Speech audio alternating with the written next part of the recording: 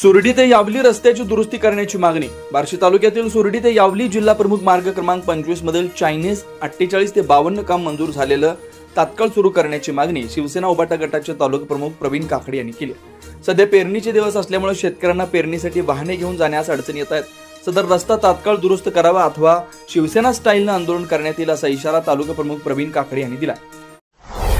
सातारा जिल्ह्यातील वाई येथून अल्पवयीन मुलीचा शोध लावण्यात वैराग पोलिसांना यश। एकावर पोस्को अंतर्गत गुन्हा दाखल।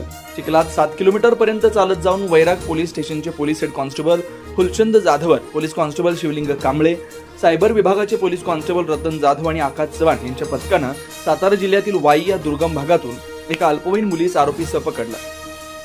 आरोपीस ताब्यात घेतलं असून वैराग पोलीस स्टेशन इथं आरोपीवर पोस्को कायद्याअंतर्गत गुन्हा दाखल करण्यात आलाय।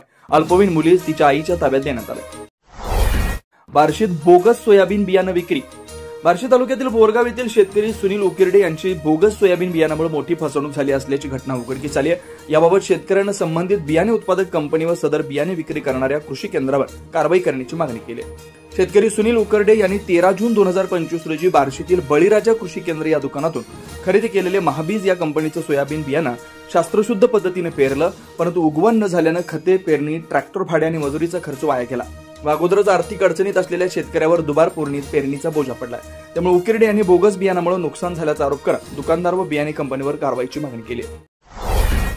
हिंगणी मध्यम प्रकल्प ओव्हरफ्लो। वर्षभराचा पाणी प्रश्न मिटल्यानं शेतकरी समाधानी। मे व जूनच्या सुरुवातीस पावसानं दमदार हजेरी लावल्यानं राम नदी व भोगावती नदीला पूर येऊन बार्शी तालुक्यातील हिंगणी मध्यम प्रकल्प ओव्हरफ्लो झाला। या प्रकल्पामुळे परिसरातील शेतीसह पिण्याच्या पाण्याचा प्रश्न मिटला। हिंगणी मध्यम प्रकल्प पूर्ण क्षमतेने भरलेला असून सदर प्रकल्प हा दार विहिरीत आहे। सद्यस्थितीत हिंगणी मध्यम प्रकल्पाच्या सांडव्यावरून भोगावती नदीमध्ये अनियंत्रित पाण्याचा विसर्ग सुरू झालाय।